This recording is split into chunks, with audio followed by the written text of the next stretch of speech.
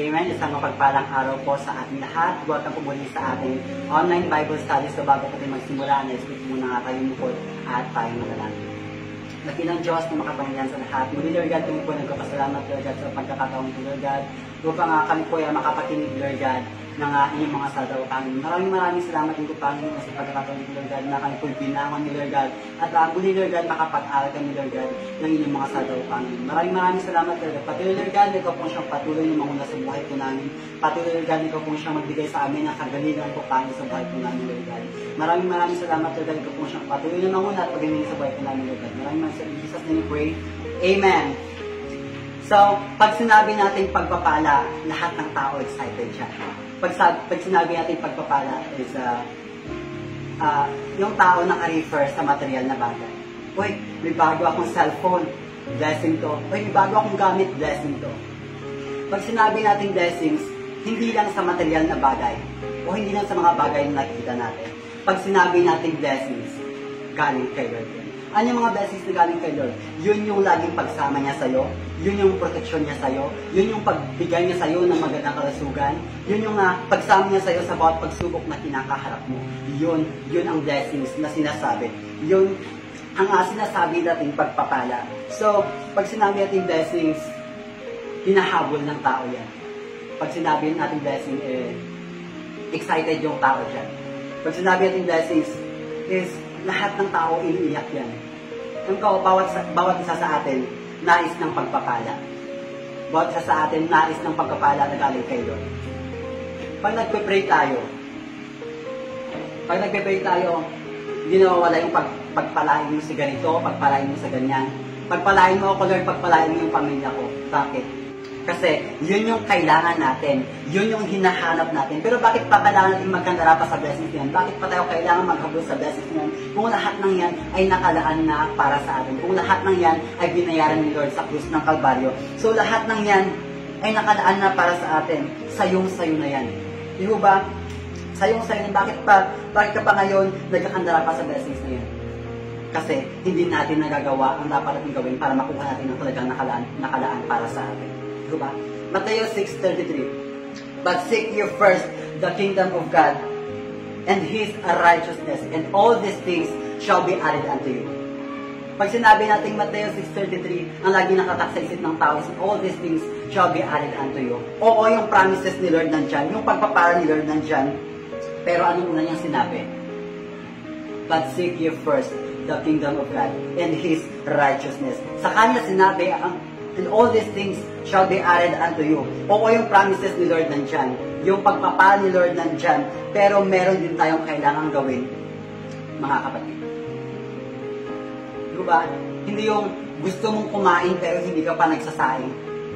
Ano yun? Buwan tamad lang. Alam niyo yung istorya ng buwan tamad. Diba? Yung bayabas para sa kanya yun. Nakalaan para sa kanya yun. Diba? Hindi siya gumawa ng action para makuha yung nakalaan para sa kanya. Hindi siya gumawa ng action para makuha niya yung prutas na para sa kanya. Diba? Dumating yung araw, nahulog yung bayabas, nasira, nabulok. Hindi niya napakinabangan. Diba? Ganon din po yun. Yung blessings para sa'yo yan. Kaso, may kulang. Ano yung kulang? Hindi tayo gumawa ng action. Hindi tayo gumawa ng paraan para makuha natin yung talaga nakalaan para sa atin. Diba?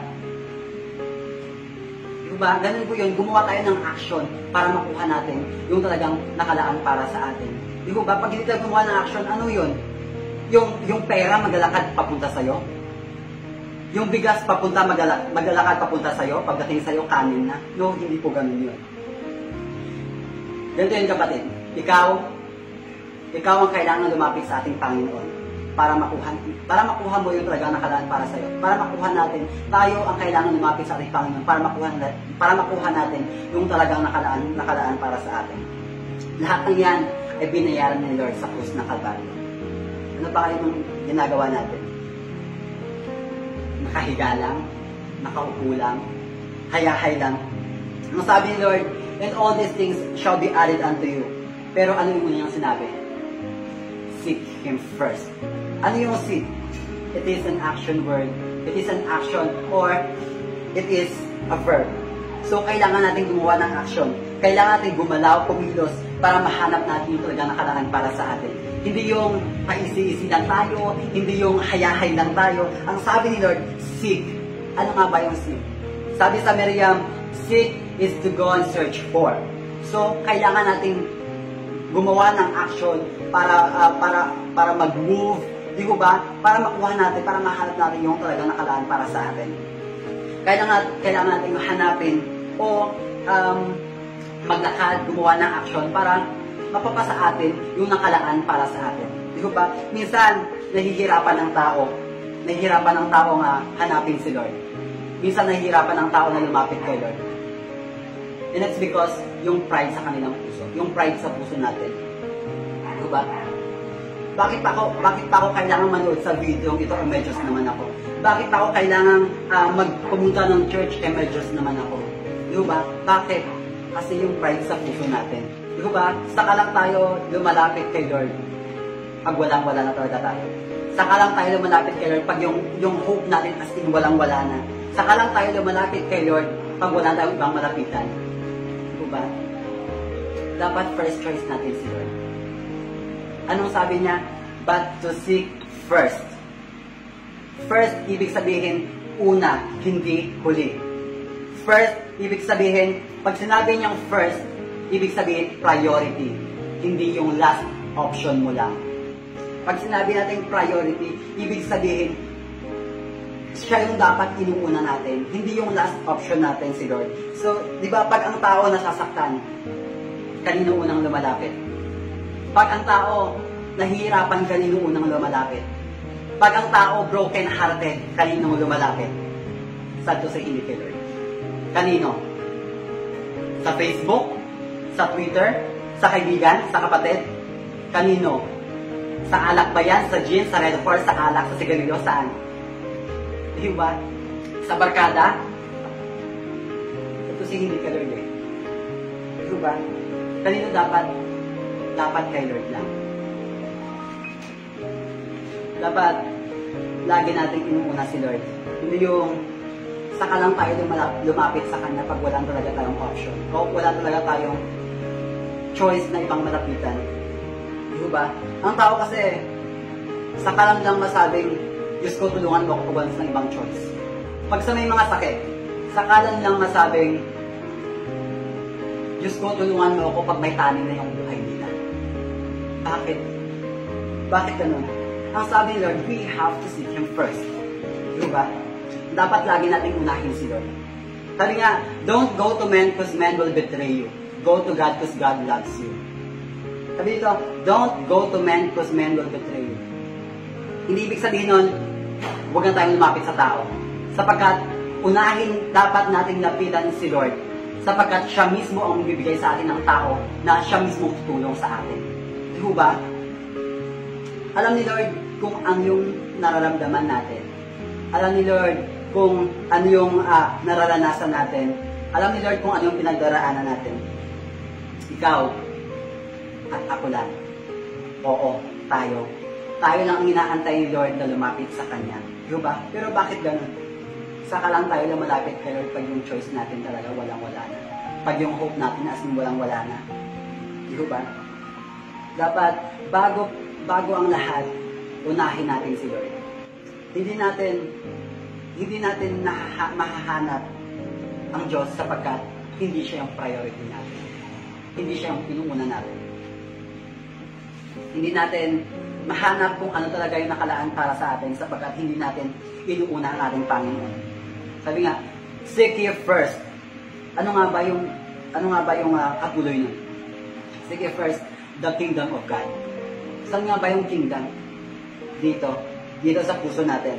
Simula ngayong araw na tanggapin mo ang ating Panginoon, siya na ngayon na maghahari dyan sa puso mo. Diba? Sa mundo natin, hindi makapaghari ang ating Panginoon sapagkat naghahari ang kadiliman. Ngayon, ito nangyayari ngayon. Ba't dahil matalino si Lord? Gumawa siya ng paraan para patuloy na magningning yung kanyang mga anak. Kaya ngayon, pinili ka niya, nandito na ngayon siya sa puso mo. At siya na ngayon naghahari dyan sa puso mo. Kaya, nagniningning ang liwanag mo sa madilim na mundong ito. Diba? Kaya ngayon, si Lord na mismo naghahari sa puso natin. Ang kaharian ni Lord ang dito sa puso natin. Diba?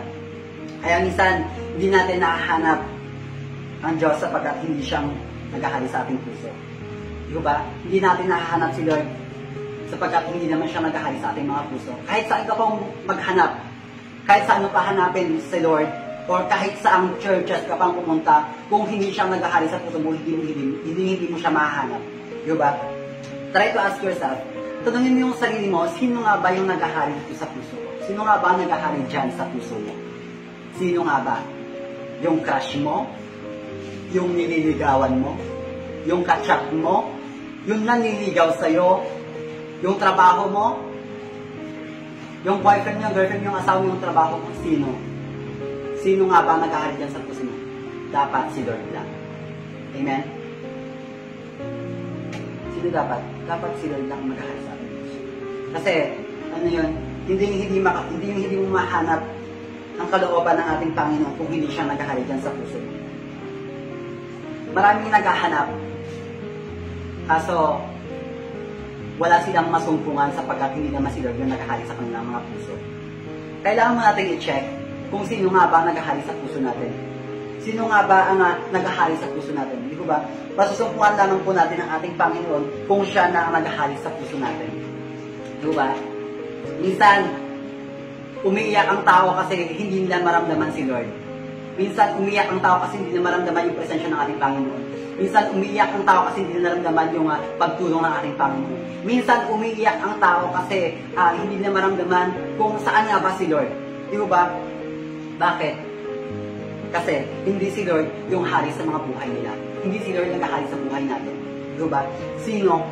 Sino nga ba? Sino at ano? Yun po yun. Sapagkat, seek ye first the kingdom of God and His righteousness. Bakit righteousness? Diba? Kailangan natin masundan yung katwiran ni Lord. Kailangan natin masundan yung katwiran ni Lord sa buhay natin. Bakit katwiran ni Lord? Diba? Pero hindi natin masusundan yung katwiran ni Lord kung hindi siya yung priority natin, kung hindi siya yung naghahari sa buhay natin. Diba? Kailangan yung masundan ang katwiran ko, sabi ni Lord. Diba? Bakit katwiran ni Lord ang kailangan natin masundan? Pagkat tayo kasi, marami tayong katwiran. Saka na ako manood ng online Bible study. Makaturturog pa eh.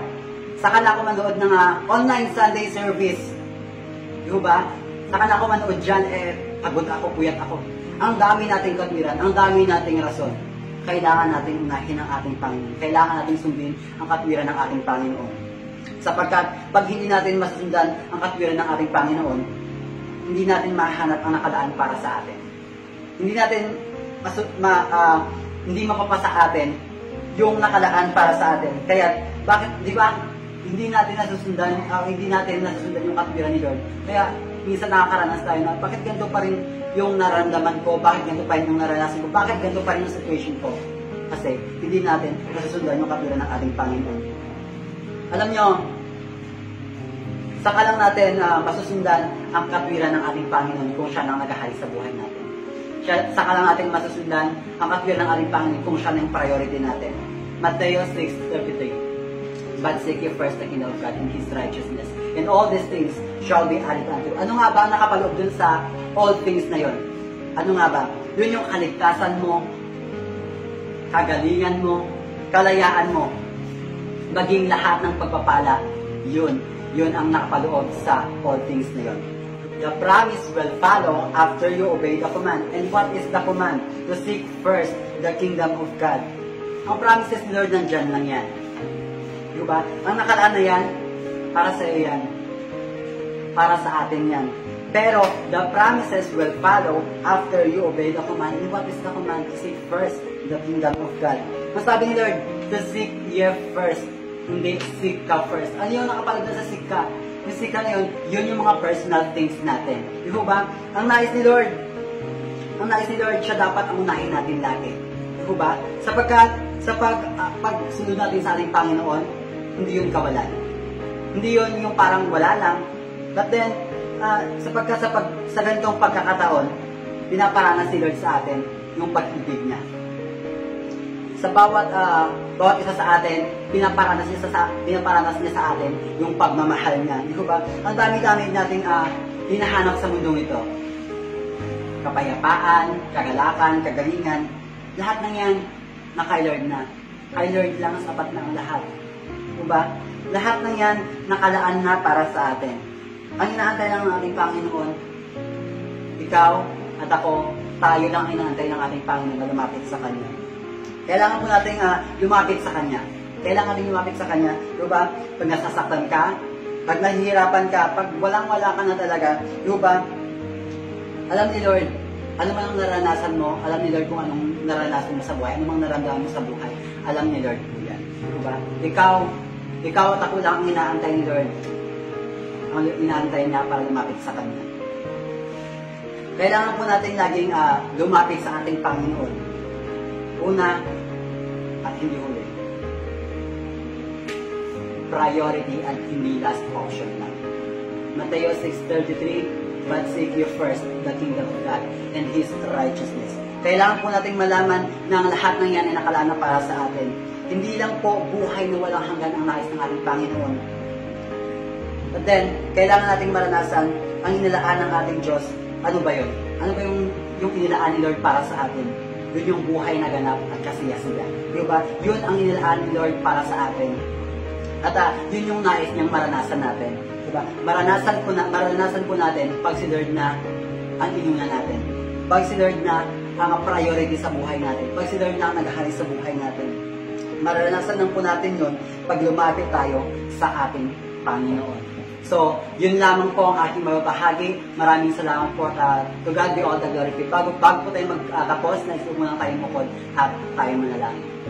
Dakilang Diyos na makapangyarihan sa lahat sa pangalan ng Panginoon Jesus. Lord God, muli Lord God, kami po nagpasalamat Lord God sa tapos na gawain ito. Patuloy Lord God, ako po na pag-aaralan po namin.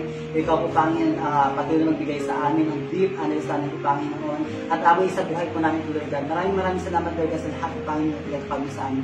Maraming salamat Lord God sa pagkakataong itong binigay niyo sa amin Lord God na makapagpatinig kami Lord God ng inyong mga salwa Panginoon na kailangan po namin lumapit sa inyo, Lord God.